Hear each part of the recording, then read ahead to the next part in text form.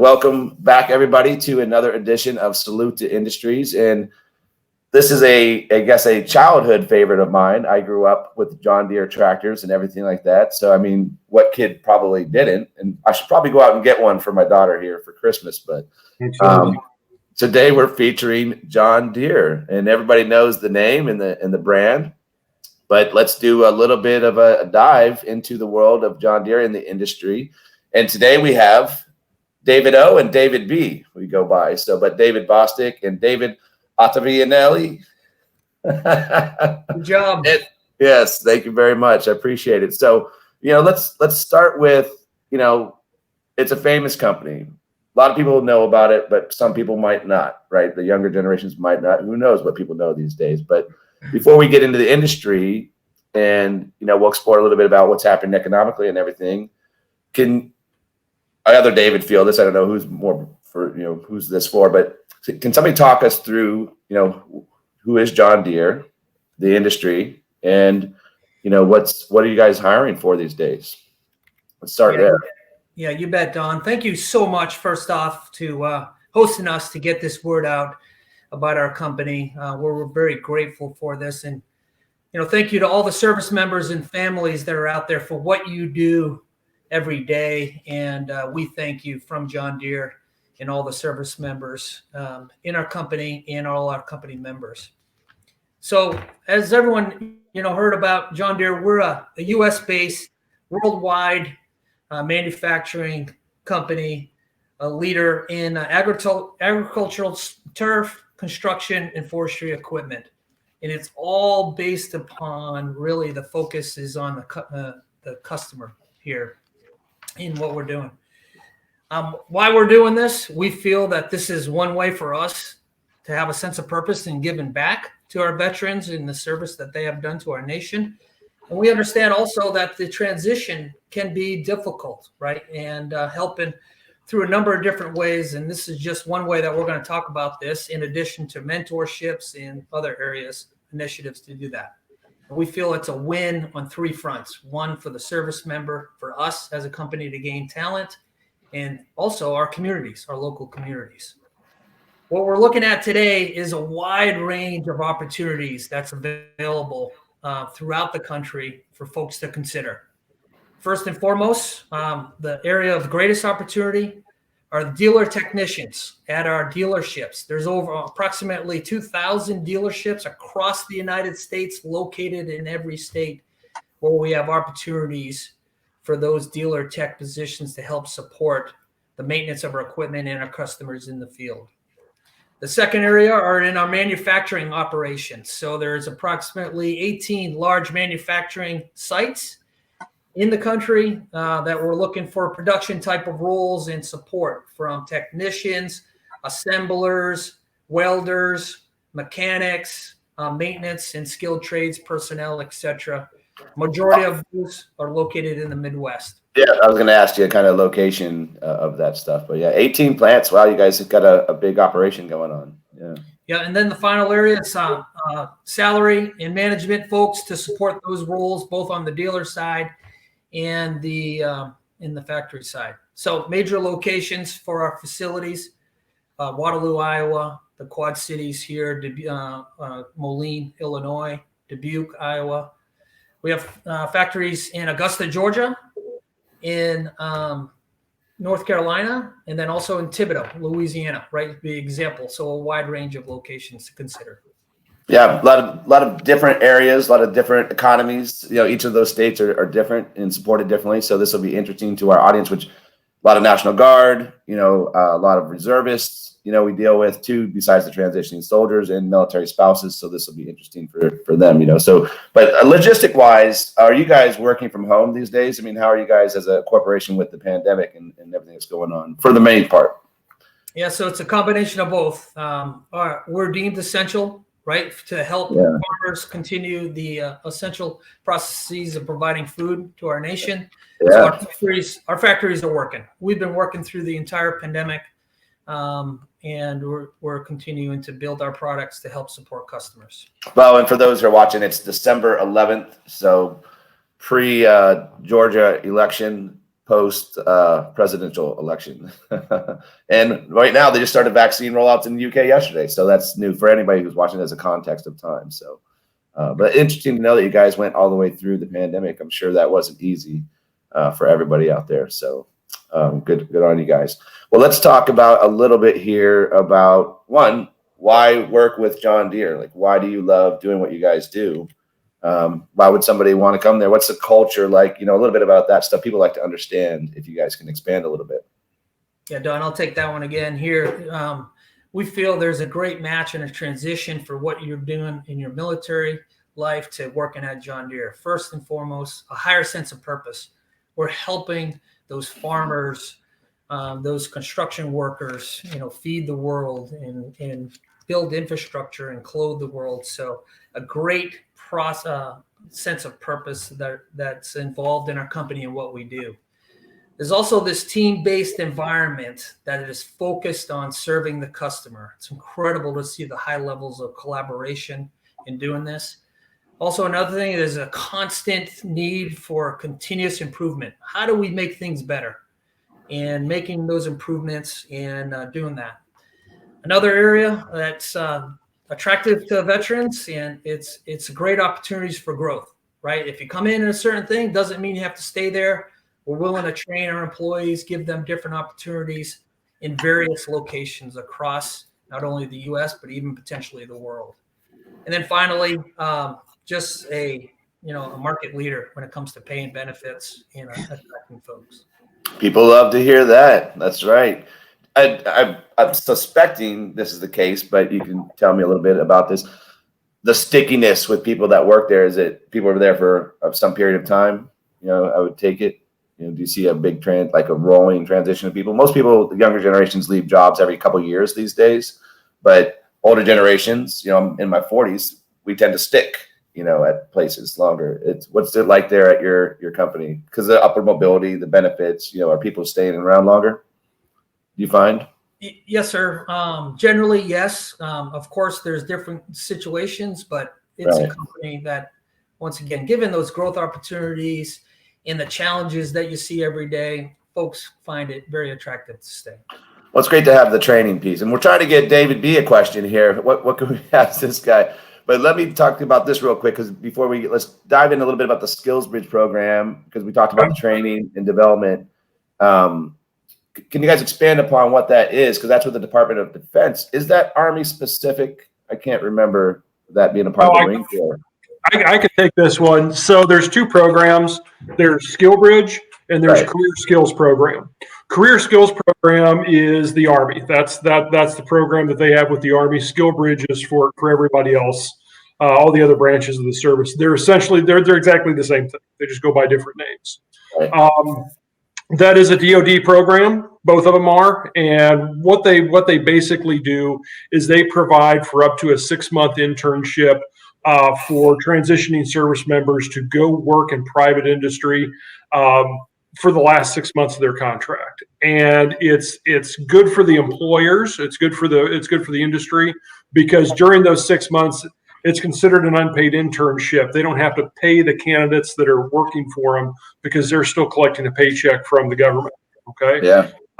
And that in a nutshell is the program. So what we at John Deere do is we supplement that program with our own benefits. Okay. The first and foremost is job placement assistance. So candidates can reach out to me and we ask them some basic questions about their service, when they're going to be available for an internship, and where they want to relocate to, and what type of job they're looking for. And what I do at that point in time is I look at where they want to relocate to, and I look for dealers that are in that area. And I give that candidate's information, a resume if they provide me with one, to those dealers, and I let the candidate know who those dealers are, and I give them their contact information. So I kind of act as a middleman trying to get that relationship set up. We also provide the candidate with free training. That's the other program that we supplement Skill Bridge and CSP with. That, pretty much as soon as a candidate reaches out and contacts us, we get them set up with free web-based training. 100% free, no obligation. It's entirely self-placed, but there are 31 classes on core competencies: electrical, hydraulic, engines. There's a couple more out there. And, we do that for the candidate to get them some good training. It also gives them something to talk about during an interview with the dealership. To be able to say, hey, I'm already taking the John Deere training curriculum and these are my scores. Dealerships really like to see candidates that get engaged with the training early on. So it's a win for both of them. We also continue that free education. I can talk about this a little bit later, kind of getting off into the weeds here, but we also continue that free education after the internship if they get hired on by the dealership. The other thing we do for interns is we realize a lot of them coming out of the service don't have, especially if they're looking for technician jobs. Right. Not very many of these candidates have large tool collections. And all the way of most of, I should say all of our dealers, haven't been to every single one of them, but I think they're all set up this way to where 2,000 of them, David. You haven't been to all of them yet? I've been to maybe half of them. I'm not all the way there yet, but you have to provide your own tools. All right. It's not like in the military where, each shop has its own, you're issued a set of tools or the shop has tools. When you're working in private industry, in most cases, you have to bring your tools with you. And that's just an added expense that a service member is going to have to deal with as they transition out of the military. Well, we try and help that out with tool discounts. John Deere, we have our own branded hand tools and toolboxes, and we discount those pretty significantly for candidates in the program throughout their internship, and they can take advantage of that early on in their career too if they get hired directly. Because another thing I want to point out is because the SkillBridge program is a DoD program. Right. Remember, SkillBridge and CSP is only applicable to active duty service members. Okay, yeah, right.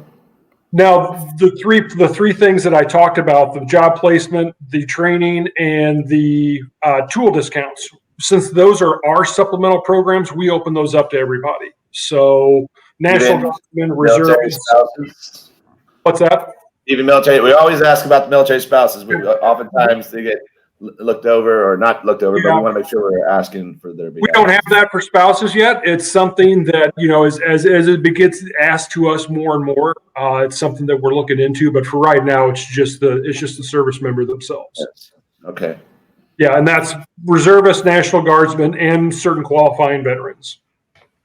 What's the qualifications? So there's no limit on the time that you served. A couple of weeks ago, I was talking to a guy who got out of the Army in 1976. So, trying to get him in touch with a dealer. What we limit it on is their exposure to John Deere. Okay. We want them to claim their benefits within the first 30 days of being hired by a dealership. And we want to make sure that they're first-time dealership employees. Okay. Not a dealership technician that's moving from one location or one organization to the next. We want them to be brand new to the John Deere dealer organization network. And that's really it. That's really it. Yeah. Hey, Don, when it comes to spouses, so one of the other paths that when we get connections like this, we tell the service members and their families to go to johndeerecareers.com, and you can see a number of different positions. I'm going to ask you that. Yes. Yeah. So in addition to these formal kind of reviews that we're seeing, those are opportunities that are out there today on a number of different fronts. And it covers all the different links in programs that Dave had talked about. So that career site will offer, full opportunities across for all potential candidates. I've got jobs.deere.com. Is that what we're talking about? John Deere, go to John Deere Careers. Just type in John Deere Careers. Yeah, let's take that one down. Well, that leads me to my next question. So you kind of beat me to the punches where somebody would go to connect with you, but we'll make sure that in the descriptions when we push this out on social media in our email list that we're pointing people to John Deere Careers. Okay. But that was my last question for you guys, really, as a roundup, where they can go. So essentially, John Deere Careers is we're going to steer people. I think it's very, very enlightening. Is there anything that we're not touching on industry-wise? Well, last question, since we're in this pandemic, coming out of this pandemic, how are you guys poised right now? Are you actively hiring? Is that something that's actively going on, being December, going into 2021? What's that looking like for you guys? at this moment as a company? For our dealership networks, they're actively hiring. The primary need right now is technicians, guys working in the shops. Right. But there's also positions available throughout the dealership organizations: parts, logistics, trucking, sales, IT, you name it. They're not as prevalent, those the need for technicians. Almost every single dealership location out there is looking for technicians. So the best advice I can give somebody, even if you don't want to be a mechanic, is to just let us know. The best we can do is just get you in contact with the dealer and see what openings they have available that matches your skill set. Yeah, it's site specific, right? So wherever somebody's located at, it's like what's out there. That's pretty basic stuff in the job world, right? So, but I appreciate you guys' time. If you guys got any, let's hear from you, David. Here's some advice that we tell folks: is go to that DoD skill bridge. Find the John Deere dot on the map as a business partner, and send an inquiry in, and see where it goes. So between Dave and myself and our teams here, we'll see if there's a match, and go from there. There's also some other means to do that, right? The ACP program that's on that John Deere Careers homepage, and then also production and mid-career hires is also there. So a number of different links and resources for folks. And we also partner with a number of organizations. We have a large amount of facilities in Iowa. So for instance, Home Base Iowa, in the team there helps support the transition of military members and also getting their resumes out. Could be another avenue for folks that are interested to look at. Well, and also working with us, we're a strategic partner in that sense as well. Yes, driving people through the chains, and I think a lot of things are very geographically located, right? Like, or I want to be in a certain location. So that's how we drill into it with somebody. It's like not really kind of what do you want to be when you grow up? It's like, all right, where do you want to go? And like, let's find out what opportunities are there in that area, and then start picking at that from there. So any last thoughts for us as we wind down here? Any last comments? If you want to learn more about the dealership opportunities, you can go to www.deere.com/military CSP. We have some information and some promotional videos out there that you can learn more about the program. And at the bottom of the webpage is a contact card that I was talking about earlier that you fill out. And then I use that information to try and get you placed on with the dealership. If you have any more questions, you can ask them to me directly by sending them to militarycsp@johndeere.com. I'm typing it up so people can see it on the screen. Some people need to see it visually, but let's do this. I'm going to add this to it. So that's militarycsp@johndeere.com. You'll get David. It's Bostic. Bostic, yep. Bostic, okay. But let's do this. I'm going to stick around with you guys here for a second. We're going to, as a wrap here, we do appreciate you guys coming on and John Deere and representing the company. I think it's good for people to actually learn about this stuff, because they don't really know what companies do oftentimes, or the span of jobs that are included inside of a major company like you guys. I mean, you've been around for forever, right? Almost. I mean, kind of like plowed America. You provided, the whole industry's grown up with you guys. So we appreciate you guys taking the time to educate us and our audience. But let's do a wrap here and then stick around for a second because I want to get some information from you guys. So okay. I'm going to